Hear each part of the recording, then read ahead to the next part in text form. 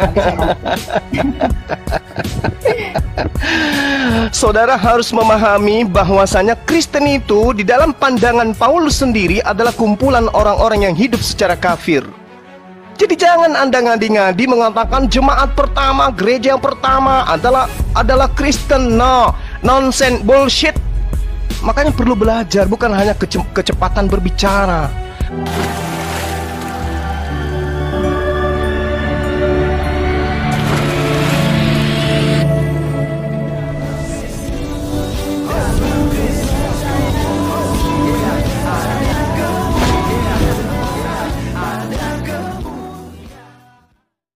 Bismil abi wal ibni wal ruhil kudus ilahu wahid. Pada video kali ini teman-teman sekalian, kita akan mendengarkan ya perdebatan sengit antara Ustadz Juma dan Elia Mayron. Di mana teman-teman sekalian ya, Ustadz Juma ini ya suka membahas Alkitab pastinya ya. Kalian sudah tahu sendiri bagaimana penghujatan dilakukannya. Nah, kali ini dia diskusi cukup santai dengan Elia ya, ada pegerangan begitu ya. Tetapi narasi-narasinya itu saya bisa pastikan maksudnya narasi bodoh ya. Nah, jadi kita langsung saja ya mendengarkan tentang pemaparan Juma terlebih dahulu. Nanti kita akan lihat pemaparan Elia Mayron terhadap tuduhan-tuduhan Juma terhadap Rasul Paulus, terhadap Alkitab, terhadap Injil, bahkan kepada Tuhan Yesus Kristus yang dituduhnya sudah menikah. Bahkan yang disalib adalah Yudas, bukanlah Yesus. Nah, teman-teman sekalian, tanpa berlama-lama, kita langsung saja cek videonya berikut ini. Mulut dan otak itu harus sinkron, Bung. Jadi jemaat pertama yang didirikan oleh Petrus adalah jemaat Yahudi, bukan Kristen. Kumpulan orang-orang yang tidak bersunat haram hukumnya masuk di dalam jemaatnya orang Yahudi sampai hari ini. Jadi jangan mimpi. Anda boleh lincah berbicara, tapi Anda tidak berdata. Oke? Nah, sekarang saya sadarkan kepada saudara, ketika saudara mengatakan Taurat itu hanya bayang-bayang, ilmunya dari mana? Dari orang Farisi kan? Nah, itulah kalian, pengikut orang Farisi. Sementara Tuhan memberikan pernyataan yang sangat luar biasa di dalam pemahaman orang Yahudi itu sendiri, bahwa Taurat yang datang kepada Nabi Musa itu adalah jalan hidup yang siapapun yang menapaki daripada hukum Taurat itu dalam kehidupan orang Bani Israel, mereka akan mendapatkan hidup. Jadi tidak ada itu Kristen di situ, nggak ada. Anda mengatakan hukum Tuhan adalah bayang-bayang, itu mau Anda karena Anda Kristen.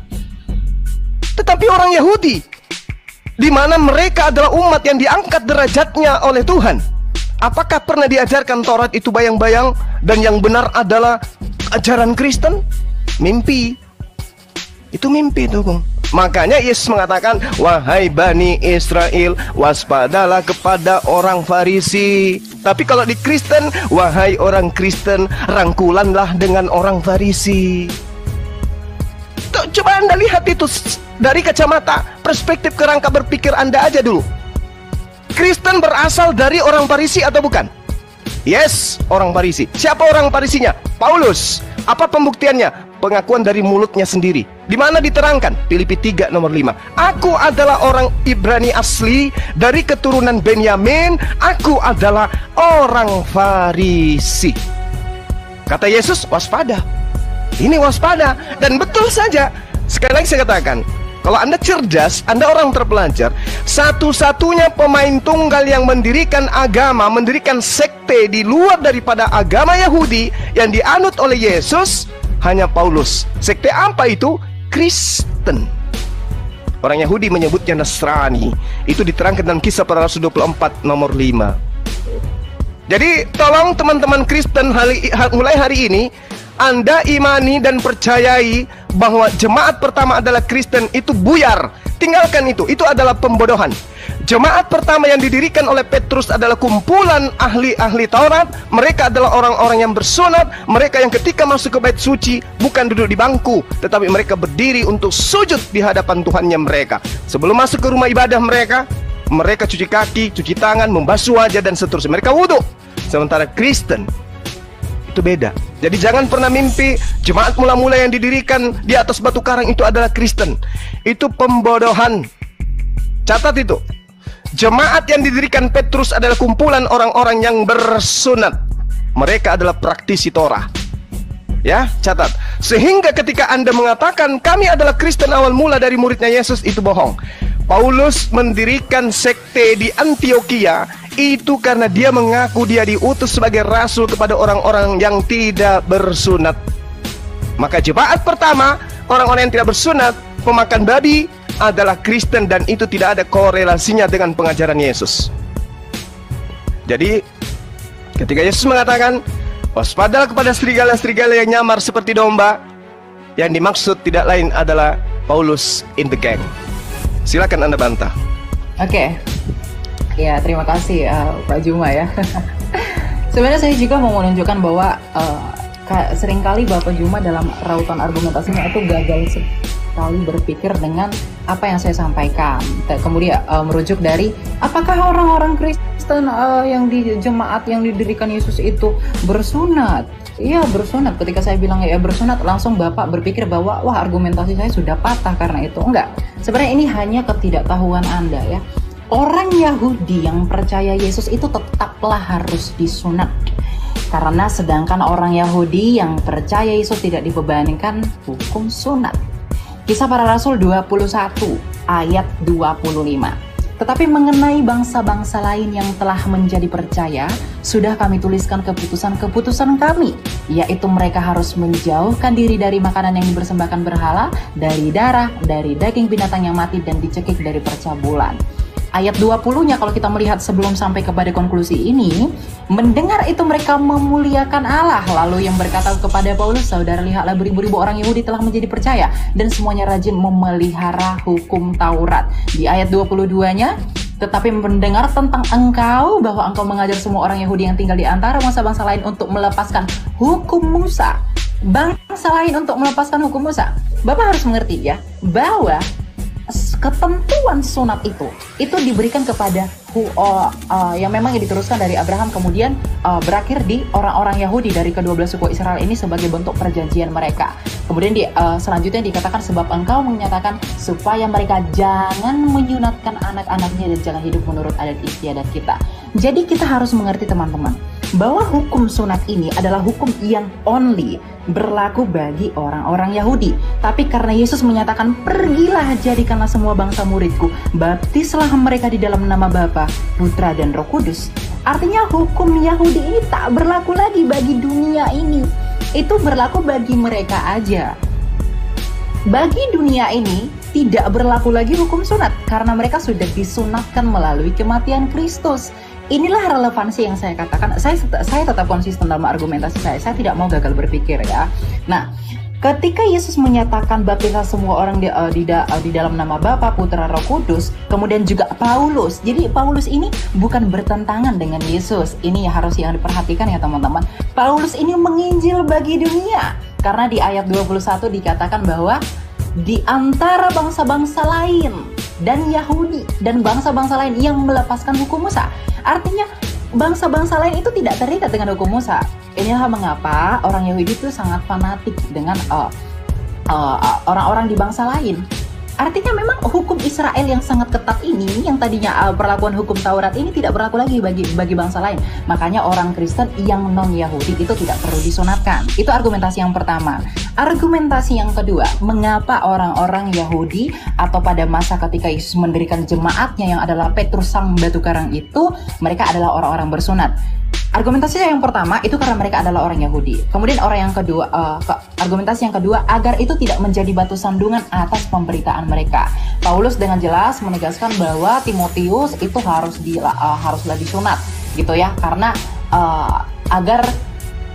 si Timotius ini ibunya seorang Yahudi teman-teman yang telah menjadi percaya gitu. Sedangkan ayahnya itu seorang Yunani ya, Yunani sehingga menurut hukum Yahudi Timotius itu termasuk orang Yahudi. Ini, jadi karena keyahudian mereka itu diwajibkan untuk bersunat, gitu. Jadi orang yang di luar Yahudi, non-Yahudi, tetapi Injil juga diberikan kepada mereka. Karena Yesus menyatakan bahwa Injil itu harus diberitakan kepada seluruh dunia, ya maka itu tidak berlaku, gitu. Karena karunia keselamatan ini diberikan bagi semua orang, gitu. Jadi penafsirannya jangan penafsirannya itu harus relevan, jangan dikait-kaitkan yang satu dengan yang lain dan hanya untuk mengukuhkan asumsi kita gitu. Itu prinsip hermeneutika Kristen itu jelas dalam hal ini gitu ya. Jadi sebenarnya tidak ada yang bertentangan gitu, Pak Juma. Silakan. Baik. Ya. Saya kembali, saya ulangi dengan narasi Anda yang begitu panjang. Saya mau tanya kepada saudara, menurut Yesus, Injil mana yang harus diberitakan kepada semua bangsa muridnya? Jawab. Apa yang mereka saksikan itu? Semua. Injil, bukan Injil Lukas, Injil Markus, Matius, Yohanes, Surat Paulus. Injil itu bukan satu establishing karena belum ada kanonisasi. Oke, ya. Berarti dengan kata lain bukan kitab saudara. Dengan kata lain bukanlah kitab saudara yang Yesus perintahkan untuk diberitakan. Catat itu. Ya, karena memang itu belakangan dikanonkan. Ya, saya setuju. Oke, sip. Anda sudah akui, bagus. Nah, sekarang gini. Ketika saudara mengatakan Taurat itu tidak berlaku untuk bangsa lain lagi, emang Taurat itu pernah berlaku untuk bangsa lain? Memang tidak pernah. Taurat itu untuk Bani Yakub. Jadi Yesus mati di atas tiang salib untuk membatalkan hukum Taurat untuk Kristen itu nggak nyambung. Yesus datang membatalkan hukum Taurat di atas tiang salib untuk Kristen, nggak nyambung. Efesus 2 nomor 15, dengan matinya Yesus, dia telah membatalkan hukum Taurat beserta segala ketetapan yang ada di dalamnya. Itu nggak nyambung itu. Kenapa Paulus mengajarkan itu? Orang Farisi ini mengajarkan itu. Kenapa? Karena target sasarannya adalah orang-orang yang tidak bersunat. Target sasarannya adalah orang-orang pemakan babi. Mohon maaf. Target sasarannya adalah penyembah-penyembah dewa. Siapa itu? Kekaisaran Romawi Yunani. Itu target sasarannya. Sehingga hukum Taurat yang berat itu menurut pandangan orang Roma dan Yunani kudu harus batal dulu baru diterima oleh mereka. Makanya pernyataan Paulus itu jelas. Jadi kalau Anda mengatakan Taurat tidak berlaku lagi untuk bangsa lain, Bung, Anda belajar di mana? Hukum Taurat itu untuk Bani Israel, bukan untuk non-Israel. Maka sekarang hai orang Israel, dengarkanlah ketetapan dan peraturan yang kuajarkan kepadamu untuk dilakukan supaya kamu hidup. Ini untuk orang Israel. Jangan kau menambahi, jangan kau mengurangi. Ulangan 4, satu perikop Anda baca, Anda nggak nyambung di situ. Kemudian ulangan 6, inilah perintah, yakni ketetapan dan peraturan yang kuajarkan kepadamu atas perintah Tuhan Allahmu yang dilakukan di negeri di mana kamu pergi untuk mendidikinya, supaya seumur hidupmu engkau, anak cucumu takut akan Tuhan, berpegang pada segala ketetapan yang dan perintahnya yang disampaikan kepadamu, supaya lanjut umurmu. Maka dengarlah, hai orang Israel. Tak ada itu, Bang. Taurat itu untuk Bani Israel. Kalau Anda kurang yakin, silakan Anda baca di dalam Ulangan 33. Hukum yang ada untuk Bani Yakub saja, bukan untuk Anda. Jadi kenapa Yesus mati untuk Anda? Apa hubungannya? Kalau Yesus datang untuk membatalkan dalam perspektif Anda menggenapi, kenapa untuk Anda? Anda sopo? Di dalam di Ulangan 33 dijelaskan, Musa telah memerintahkan hukum Taurat kepada kita, satu milik bagi jemaah Bani Yakub. Anda Bani Yakub? Bukan. Satu lagi, Yeremia 31:31, aku akan membuat perjanjian baru dengan Bani Israel dan Bani Yehuda. Anda Bani apa? Hah? Bukan Anda. Jadi ngapain Yesus mati di atas tiang salib untuk Anda? Ngapain? Tujuannya untuk membatalkan hukum Taurat. Iya, berarti Yesus untuk Bani Israel, bukan untuk Anda. Kalaupun dia dibaksakan untuk mati sebagai persembahan kepada dewa, dia dipersembahkan untuk Bani Israel, bukan untuk Anda. Kecuali Anda benar-benar Romawi dan Yunani yang dihadiahkan konsep Tuhan, dihadiahkan kitab, baru betul. Aku ini adalah Bani Romawi dan Yunani, pengikut Paulus yang meminjam nabi yang datang kepada Bani Israel untuk kami tuhankan. Itu baru betul.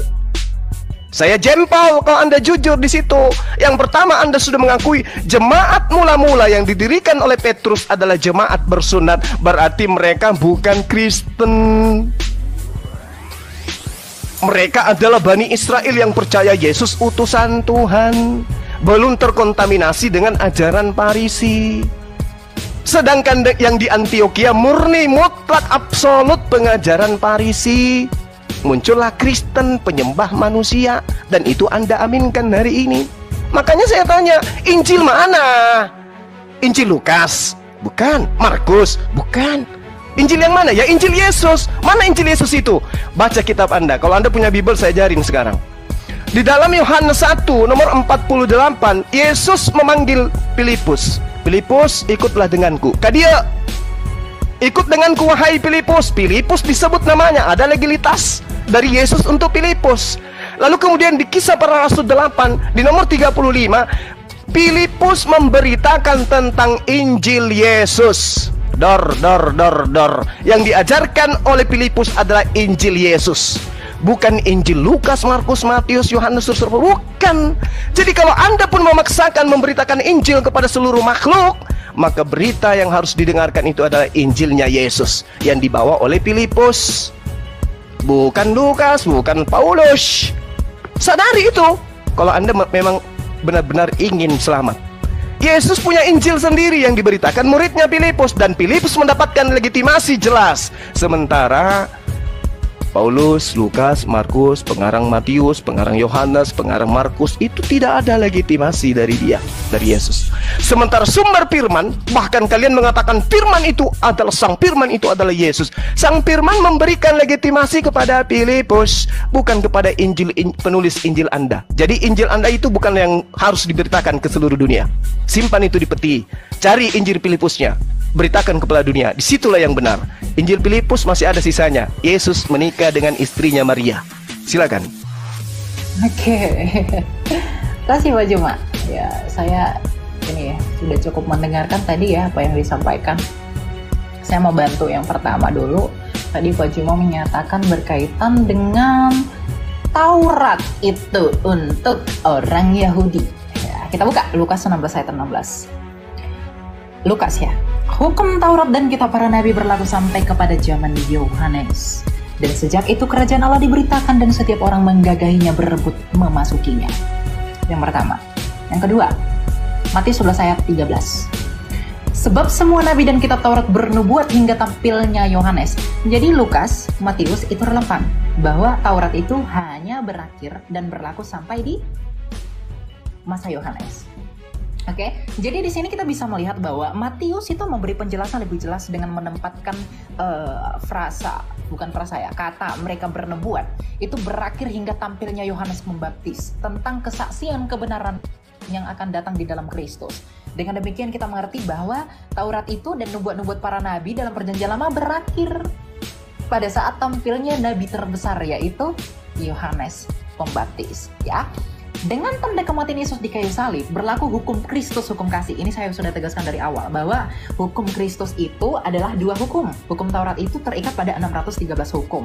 Gitu. Jadi yang 613 itu sudah tidak berlaku lagi. Kenapa? Karena para nabi pun itu semua bersaksi dan akan bernubuat tentang dia yang akan datang. Yang di dalam Lukas yang saya bacakan tadi, berakhirnya nubuat tentang kesempurnaan yang akan datang itu telah selesai. Diakhiri di dalam masa kenabian Yohanes Pembaptis. Itu sudah selesai sampai di sana. Yang nantinya akan didatangi oleh Sang Firman itu yang menjadi manusia, di mana Sang Kristus itu sendiri Sang Firman itu yang menyatakan diri Bapa di dalam dirinya. Hal ini juga kita bisa melihat di dalam Efesus 2 ayat 15, bahwa dikatakan di sana bahwa sebab dengan matinya manusia, ia sebagai manusia maksud saya, ia telah membatalkan hukum Taurat, ya, dengan segala perintah dan ketentuannya untuk menciptakan keduanya menjadi satu manusia baru di dalam dirinya, dan dengan itu mengadakan damai sejahtera. Jadi kalau banyak polemikus yang menuduh bahwa Paulus itu menyatakan bahwa hukum Taurat itu dibatalkan, sedangkan Yesus itu menggenapi, artinya konklusinya bahwa Yesus itu dengan Paulus itu bertentangan. Tidak. Kenapa jelas ditegaskan oleh Lukas bahwa hukum Taurat itu berakhir mengenai pewahyuannya dan peraturannya itu sampai kepada zaman Yohanes. Itu yang pertama. Jadi ayat ini sudah membantah argumentasi dalam perspektif kekristenan ya. Maksud saya bahwa Bapak menyatakan Taurat itu akan berlaku selama-lamanya. Tidak, dia tidak. Karena orang Yahudi, karena Lukas ini ditulis sama Lukas, dia itu orang Yahudi. Jadi kalau dia itu orang Yahudi, tidak mungkin dia punya perspektif bahwa kalau memang hukum Taurat itu berlaku sampai selama-lamanya, tidak merujuk kepada nubuatan yang akan datang di dalam kesempurnaan Yesus Kristus, ini mereka tidak akan menyaksikan ini. Kalau kita merujuk kepada hukum dwi ganda saksi, kesaksian ini benar adanya, karena Lukas juga menyatakan demikian, Matius juga menyatakan demikian, kemudian juga dikonfirmasi di Efesus. Ini jelas urgensinya. Kemudian yang kedua, mengenai Injil gitu ya. Tadi Bapak menyatakan bahwa Injil itu di Filipus. Kenapa di Filipus itu tidak diakui, sedangkan di Filipus itu Yesus itu katanya menikah bla bla bla dan lain-lain. Kenapa kalian tidak memberitakan Injil yang dari Filipus aja? Inilah keterbatasan literasi, bahwa arti kitab Injil itu adalah kabar baik. Memang saya harus mengakui ya saudara, saya tidak mau menafikan bahwa kata Injil itu merupakan arabisasi untuk kata Yunani Eugelion gitu. Jadi artinya adalah kabar baik kalau kita buat ke seluruh Indonesia. Matius 4 ayat 23. Yesus pun keliling ke seluruh Galilea. Ia mengajar dalam rumah-rumah ibadat dan memberitakan Injil Kerajaan Allah serta melenyapkan segala penyakit dan kelemahan di antara bangsa itu. Ingat ya, kita harus mengkonsentrasikan antara kondisi orang Yahudi pada saat itu dengan apa yang dilakukan Yesus. Perspektif dan juga sudut pandang orang Yahudi yang dalam hal ini adalah mereka Yahudi tentunya teman-teman, karena murid-murid Yesus itu ya orang-orang Yahudi ya. Makanya dikatakan di dalam Markus 1, maksud saya itu di mana ya? Lukas 4 ayat 43. Tetapi ia berkata kepada mereka, juga di kota-kota lain aku harus memberitakan Injil Kerajaan Allah, sebab untuk itulah aku diutus. Jadi kalau Bapak Juma tadi bilang Injil itu keselamatan itu hanya bagi orang Israel, itu salah besar. Literasinya kurang itu ya. Jadi ketika kitab Injil Matius itu menuliskan Yesus memberitakan Injil, artinya Yesus itu memberitakan kabar baik. Sedangkan Injil-Injil yang diberitakan oleh para rasul, ini penerusan ya. Injil-Injil yang diberitakan oleh para rasul adalah kabar baik yang sama tentang apa yang diberitakan Yesus. Meskipun memang Yesus itu selalu menekankan kepada perspektif dan budaya pada saat itu mengenai pernyataan dirinya sendiri secara implisit. Tetapi di perjanjian baru, artinya para murid yang bersaksi tentang pemberitaan Kristus itu memberikan penjelasan yang lebih clearest artinya. Jadi lebih jelas tentang siapa Kristus itu sebenarnya. Jadi Injil Kerajaan Allah itu yang diberitakan Yesus Kristus itu adalah sentralitasnya berada di dalam Yesus Kristus, tetapi para rasul dan para murid menegaskan itu lagi. Hubungannya dengan apa? Dengan amanat agung Yesus Kristus bahwa Injil itu harus diberitakan ke seluruh dunia. Jadi Injil itu tidak terbatas pada apa yang ditulis murid tertentu saja Bapak Juma, tapi itu merujuk kepada kabar baik. Kabar baik itu dalam hal ini telah disampaikan Yesus bahwa kamu harus membaptis orang di dalam nama Bapa, Putra dan Roh Kudus. Ini relevansinya dengan apa? Dengan keselamatan yang Yesus tawarkan itu, dengan mengalahkan maut, dengan kematian dan kebangkitannya di kayu salib. Jadi kabar baik di sana adalah karena ketika Yesus itu menyatakan bahwa hidup di zaman pada saat itu dia belum mati. Jadi Injil Kerajaan Allah itu yang merujuk kepada dirinya sendiri. Sedangkan ketika Yesus memberi mandat dan amanat agung baptislah mereka di dalam nama Bapa, Putra dan Roh Kudus, dia sudah mati tapi bangkit kembali. Artinya Yesus secara implisit menyatakan kepada murid-murid, sampaikan ke dunia bahwa aku telah mati, aku telah bangkit, dan aku naik ke surga, dan baptis mereka di dalam nama Allah Tritunggal agar mereka dapat diselamatkan. Inilah yang disebut dengan kabar baik itu. Tidak bertentangan dengan apa yang Yesus ajarkan. Saya juga bingung dengan rautan argumentasi apa Anda mengkait-kaitkannya dengan Filipus, kemudian juga menuduh bahwa Yesus itu pernah menikah. Yesus itu pernah menikah tidak pernah divalidasi fakta sejarah. Tutup Alkitab, kita buka fakta sejarah.